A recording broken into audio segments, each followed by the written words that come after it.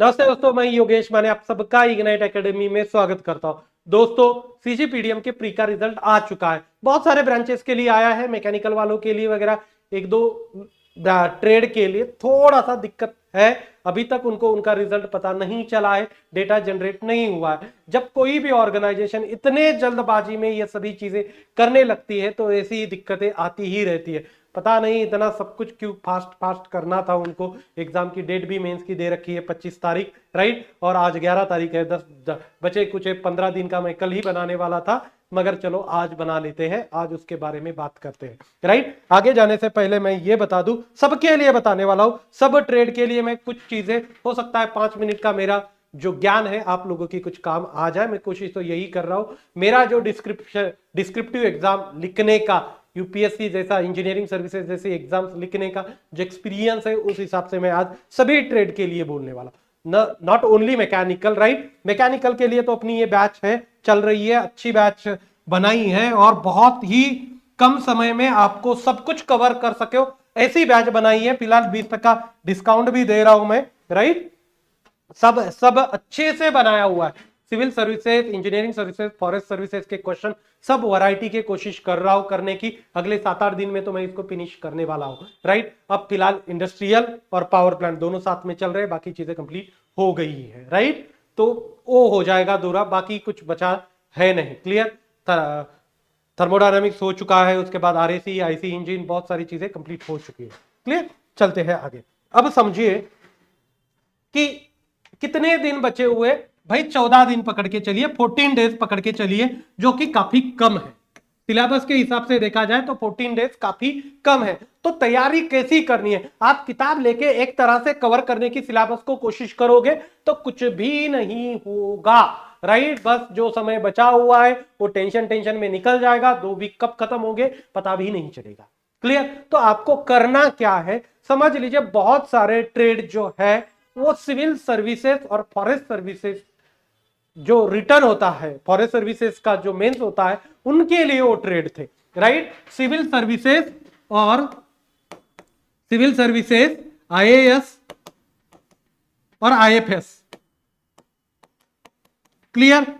इनके लिए वो सिलेबस में है, उनका एक ऑप्शनल सब्जेक्ट होता है, आप इनसे दे सकते हो। ऐसे ट्रेड को आपको देखना है, आपकी ट्रेड इनमें आती है क्या। आती है तो बस इनके प्रीवियस ईयर क्वेश्चंस देखो, लगाओ और काम खत्म कर दो। 15 दिन में यही हो सकता है, इसी के ऊपर फोकस करो। क्लियर। इसके अलावा 15 दिन और लिखने की प्रैक्टिस, लिख के करो प्रैक्टिस, राइट। नहीं तो क्या होता है, रीड करते बैठो, जब लिखने जाएंगे कुछ याद ही नहीं आएगा। ऐसे ही तरीका होता है। क्लियर। तो आपको दिन में बिल्कुल 2 घंटे एटलीस्ट आपको रीड करने की आदत लगानी है। 2 घंटे एटलीस्ट, सॉरी, लिखने की आदत लगानी है 2 घंटे। बाकी आप नोट भी, और कंटिन्यूअस क्या फर्क पड़ता है यार, पढ़ रहे हो कंटिन्यूअस पॉइंट निकालते जाओ, ये वो पॉइंट निकालो, अच्छे से सही से निकालो। तगड़ी लेवल की डायग्राम बनाते जाओ, राइट। बहुत ही बढ़िया लेवल की डायग्राम बनानी है, ओके, कि जो एग्जामिनर है आपका चेक करने वाला है वो डायग्राम देख के ही खुश हो जाए यार। मतलब कैसे, आपका प्रेजेंटेशन बहुत ही सही होना चाहिए, एग्जामिनर का मन लगना चाहिए उसको रीड करने में, तभी जाके आपका जो एग्जाम है वो सही होने के चांसेस है। क्लियर। और बचे 15 दिन है, उस 15 दिन में आपको कंटेंट को लिमिटेड करके रखना। जिनका समझ लीजिए कुछ बोलता है कि सर बायोटेक्नोलॉजी है, राइट, कोई दिक्कत नहीं। आपके जो यूनिवर्सिटी में जो क्वेश्चंस आते थे, जिस टाइप के क्वेश्चंस आते थे, उनको सामने रखो कि ये मेरे यूनिवर्सिटी में क्वेश्चन आता था, वो आता था, राइट। ग्रेजुएशन लेवल की आंसरिंग लिखने की कोशिश करो। बहुत हाईफाई लिखने के चक्कर में, मतलब ऐसे सोचने में जाओगे ना बहुत हाईफाई का, तो वो हो नहीं पाएगा, राइट। ग्रेजुएशन लेवल के आंसर्स लिखने हैं और पॉइंट में लिखने हैं। जैसे कि किसी चीज का कंस्ट्रक्शन डिटेल्स लिख रहे हो, फिर उसके एप्लीकेशन लिखो, उसके एडवांटेजेस लिखो, उसके लिमिटेशन लिखो, राइट। और जब समझ लीजिए आपको पेपर अच्छा खासा मिला तो दोनों तरफ से मार्जिन वगैरह रखो। क्लियर। ऐसे दोनों तरफ से मार्जिन रखो। हर क्वेश्चन कंप्लीट होने के बाद पेंसिल से एक लाइन खींचो, राइट, पेंसिल से एक लाइन खींचो। हैंडराइटिंग थोड़ी सी अच्छी निकाल के लिखो, हैंडराइटिंग खराब भी हो तो भी सही से लिखने की कोशिश करो। क्लियर, थोड़ा फ्रीली फ्रीली लिखते जाओ, राइट। बहुत ही क्लोज क्लोज लिखने की कोशिश करोगे तो दिक्कत आएगी, राइट। कहीं आपको कोई चीज गलत हो गई, राइट, कोई चीज ऐसे लिखी और गलत हो गई तो उसको बॉक्स में डाल दो और एक ही लाइन खींचो। बच्चों जैसा ऐसा ऐसा ऐसा ऐसा ऐसा ऐसा करते मत बैठो, क्लियर। उससे बहुत गंदा लगेगा, नीचे वाले पेज पे भी दिखेगा, क्लियर। सिंपल करना है, जहां गलती हो गई उसको बॉक्स में डाल दो, एक लाइन खत्म का, कोई चेक नहीं करेगा, उसको समझ में आएगा और वो सिस्टमैटिक लगेगा, राइट। तो हमें लिखने के तरीकों को चेंज करना है। लिखने से ही हमारे 10-15 मार्क तो आराम से ऊपर जाएंगे और यही आपका फाइनली डिसाइडिंग फैक्टर होगा, क्लियर। सबसे पहले टेंशन तो बिल्कुल नहीं लोगे, अरे एक एक दिन में हम एग्जाम निकालने वाले लोग हैं, राइट। पेपर एक एक दिन में निकलते, 15 दिन तो काफी है हमारे लिए, क्लियर। उसमें से हम अच्छा कर सकते हैं, प्रोवाइडेड कि हमें मटेरियल को कंफाइन करके रखना पड़ेगा। नहीं तो बड़े बड़े रेफरेंस बुक लेके बैठे हो, 15 दिन तो उस रेफरेंस बुक को समझने में ही निकल जाएंगे, राइट। कोई लोकल ऑथर की जो जो आपने, समझ लीजिए आपने बीएससी एमएससी की है तब की किताबें निकाल लो, उसमें से किया उसके नोट्स हो, जिन्होंने नेट की तैयारी की हो नेट के नोट्स यूज कर लो, राइट। इंजीनियरिंग वाले जो इंजीनियरिंग वाले हैं, civil services, engineering services, forest services के सॉल्यूशन ले लो और उनको देख लो, जो उनको देख के मतलब सॉल्व भी करना है, कंफाइन करके रखो कि मैं इतना करूंगा, इससे आया ठीक है। और सबसे क्रिटिकल टास्क कौन सा होगा, तो ऑल क्वेश्चंस आर कंपलसरी है, क्लियर। उसमें से जो बंदा सही से क्वेश्चन को उठाएगा वो सेलेक्ट होगा। वहां गलती कर दी आपने, एक आधा 20 मार्क का क्वेश्चन उठा लिया और उठाते वक्त आपको बाद में समझ में आया ये तो मुझे आता ही नहीं है, क्लियर, तो दिक्कत हो जाएगी। टाइम चला गया, टाइम तो बहुत कम है, 300 मार्क के लिए 3 घंटे, क्लियर। तो वो टाइम का भी इश्यू है। तो अब भी हमारी पॉलिसी ये होनी चाहिए कि हमें ये भी समझ के रखना है कि ये क्वेश्चन एग्जाम में आएगा तो मैं इसको पहले उठाऊंगा या लास्ट में उठाऊंगा या बीच में उठाऊंगा। टाइम का भी एनालिसिस करना है कि कौन सा क्वेश्चन कितना टाइम कंज्यूम करता है।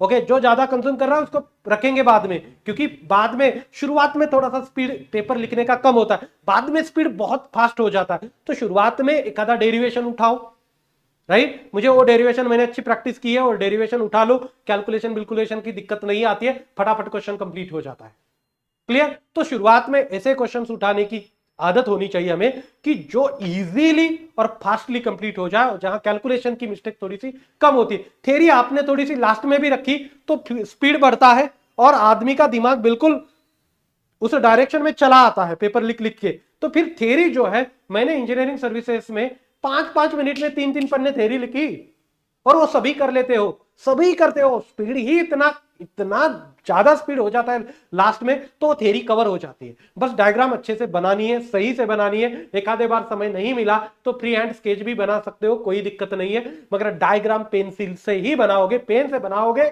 तो बुढ़े होते हैं पेपर चेक करने वाले, वो बोलते कि यार मैनर्स नहीं है क्या, डायग्राम पेन से बना लिए, क्लियर। तो ईगो का सवाल हो जाता है, तो ऐसी गलती नहीं करनी है। कोई माइंड भी नहीं, कुछ लोग बोलेंगे सर माइंड नहीं करते लोग, पेन से बनाओगे तो गलती हो सकती है, फिर कहां से रब करोगे उसको, गॉट इट। ओके, तो पेंसिल से ही डायग्राम बनाओगे और सबको मैकेनिकल, इलेक्ट्रिकल, इलेक्ट्रॉनिक सबके पेपर में कुछ ना कुछ तो डायग्राम आती ही है।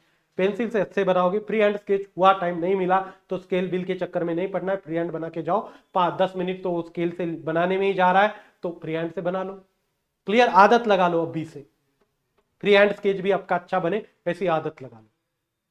टाइम मिला तो बेटर ही है, पेंसिल स्केल वगैरह यूज करके कर लोगे तो, क्लियर। तो सिंपल सी बात है, ये 15 दिन की अपनी अपनी स्ट्रेटेजी होती है भाई। मैं कोई आके आपको इसी डायरेक्शन में करना चाहिए ये नहीं बता रहा हूं, मैं अपना ओपिनियन आप लोगों के सामने रख रहा हूं कि मुझे लगता है कि आपको कंस्ट्रेंड बिल्कुल मतलब मटेरियल को कंफाइन करके रखना है कि मैं इतना करने वाला हूं और ये क्वेश्चन है forest services, civil services, engineering services लगा रहा हूं।